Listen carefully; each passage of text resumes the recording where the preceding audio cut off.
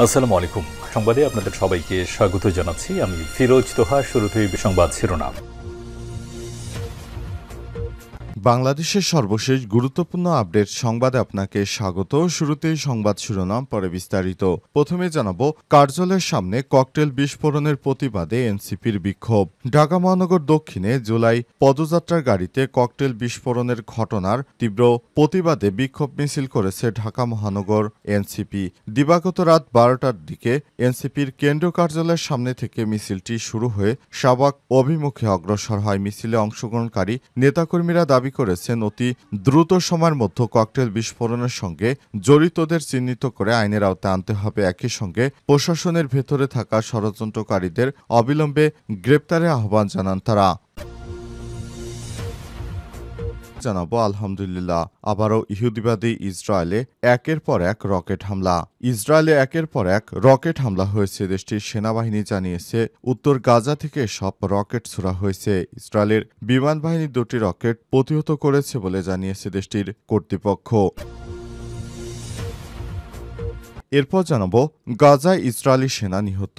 আলহামদুলিল্লাহ, ফিলিস্তিনের গাজা উপত্যকার উত্তরাঞ্চলে দখলদার ইসরায়েলের এক সেনা নিহত হয়েছে। এছাড়াও গুরুতর আহত হয়েছে আরও 3 জন। আজ এই তথ্য জানিয়েছে ইসরায়েলি প্রতিরক্ষা বাহিনী আইডিএফ। নিহত সেনার নাম সার্জেন্ট ইয়ানিব মিখালোভিচ। তিনি 7ম সাজোয়া ব্রিগেডের 82 নং ব্রিগেডের ট্যাঙ্ক স্ক্রু ছিলেন।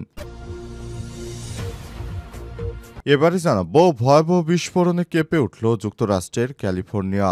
যুক্তরাষ্ট্রের ক্যালিফোর্নিয়া অঙ্গরাজ্যের একটি আতশবাজি তৈরির কারখানায় ভয়াবহ বিস্ফোরণের ঘটনা ঘটেছে। বিস্ফোরণের পরপরই শুরু হয় ব্যাপক অগ্নিকাণ্ড, যার ধোঁয়া আকাশে ছুঁয়ে বহুদূর পর্যন্ত ছড়িয়ে পড়ে।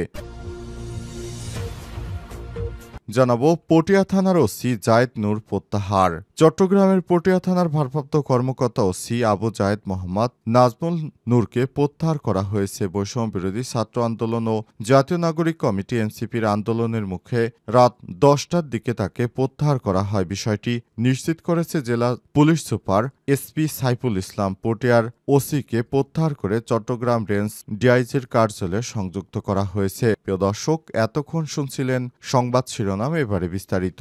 তবে তার আগে বন্ধুরা, অনুরোধ থাকবে এই সংবাদটিতে একটি লাইক দিন। এই চ্যানেলে আপনি নতুন হয়ে থাকলে আমাদের সংবাদটি দেখতে দেখতে চ্যানেলটি সাবস্ক্রাইব করে রাখুন। কমেন্ট করে বন্ধুরা আপনার মূল্যবান মতামত জানিয়ে দিন আপনি বিশ্বের কোন দেশ থেকে বা বাংলাদেশের কোন স্থান থেকে আমাদের সংবাদটি দেখছেন এবং শুনছেন। আর বন্ধুরা, গাজা যুদ্ধে আপনি যদি নিরীহ ফিলিস্তিনিদের ভালোবেসে থাকেন, কমেন্টে ইয়েস লিখে বিশ্ববাসীকে জানিয়ে দিন।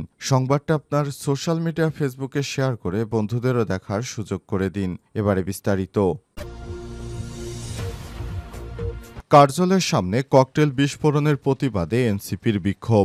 ঢাকা মহানগর দক্ষিণে জুলাই পদযাত্রার গাড়িতে ককটেল বিস্ফোরণের ঘটনার তীব্র প্রতিবাদে বিক্ষোভ মিছিল করেছে ঢাকা মহানগর এনসিপি। দিবাগত রাত 12টার দিকে এনসিপির কেন্দ্রীয় কার্যালয়ের সামনে থেকে মিছিলটি শুরু হয়ে শাহবাগ অভিমুখে অগ্রসর হয়। মিছিলে অংশগ্রহণকারী নেতাকর্মীরা দাবি করেছেন অতি দ্রুত সময়ের মধ্যে ককটেল বিস্ফোরণের সঙ্গে জড়িতদের চিহ্নিত করে আইনের আওতায় আনতে হবে। একই সঙ্গে প্রশাসনের ভেতরে থাকা ষড়যন্ত্রকারীদের অবিলম্বে গ্রেপ্তারের আহ্বান জানান তারা। বিক্ষোভ মিছিল থেকে তারা বিভিন্ন ধরনের প্রতিবাদী স্লোগান দেন, যেমন লেগেছে রক্তে আগুন লেগেছে, যেই হাত ককটেল মারে সেই হাত ভেঙে দাও, সেই হাত গুড়িয়ে দাও, যেই হাত ককটেল মারে। নেতাকর্মীদের ভাষ্য মতে তারা অভ্যুত্থানে নেতৃত্ব দিচ্ছেন, তাদের উপর ধারাবাহিক হামলার মাধ্যমে ভয় দেখানোর চেষ্টা করা হচ্ছে।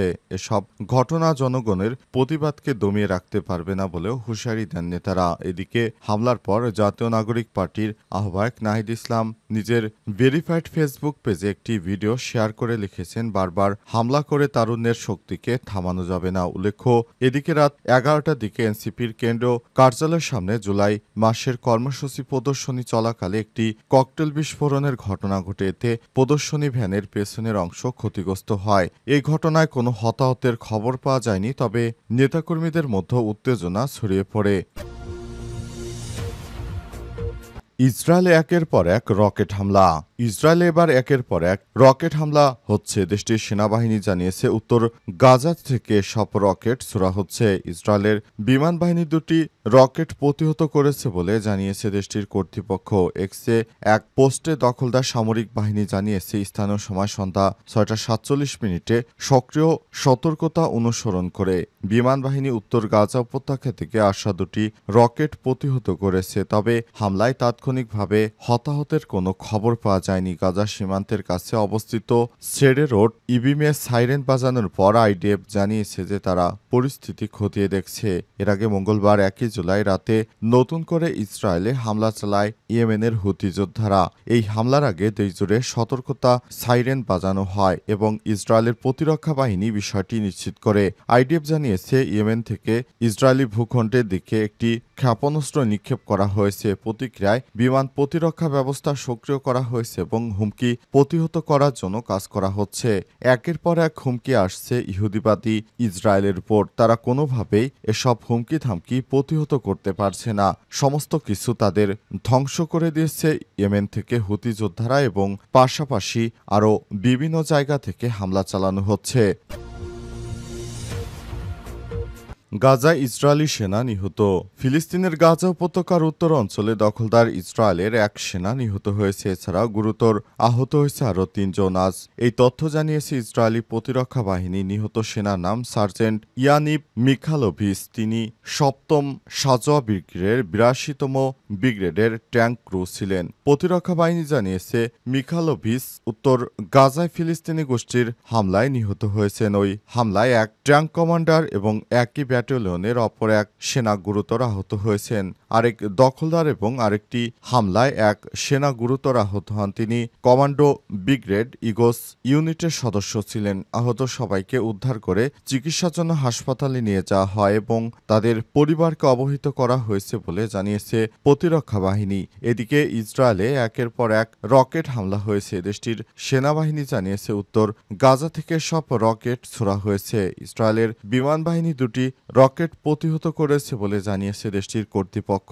এক্সে করা এক পোস্টে দখলদার সামরিক বাহিনী জানিয়েছে স্থানীয় সময় সন্ধ্যা ৬টা ৪৭ মিনিটে সক্রিয় সতর্কতা অনুসরণ করে বিমান বাহিনী উত্তর গাজা উপত্যকা থেকে আসা দুটি রকেট প্রতিহত করেছে। তবে হামলায় তাৎক্ষণিকভাবে হতাহতের কোনো খবর পাওয়া যায়নি। ইহুদিবাদী ইসরায়েলেরা কোনোভাবেই আর গাজায় তাদের অপারেশন পরিচালনা করতে পারছে না।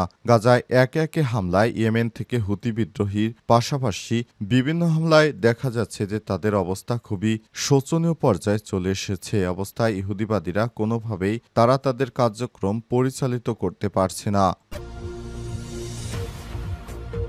ভয়াবহ বিস্ফোরণে কেঁপে উঠল যুক্তরাষ্ট্রের ক্যালিফোর্নিয়া। যুক্তরাষ্ট্রের ক্যালিফোর্নিয়া অঙ্গরাজ্যে একটি কারখানায় ব্যাপক বিস্ফোরণের ঘটনা ঘটেছে। এই ঘটনায় কেঁপে উঠেছে পুরো যুক্তরাষ্ট্র। বিস্ফোরণের পরপরই শুরু হয় ব্যাপক অগ্নিকাণ্ড, যার ধোঁয়া আকাশ ছুঁয়ে বহুদূর পর্যন্ত ছড়িয়ে পড়ে।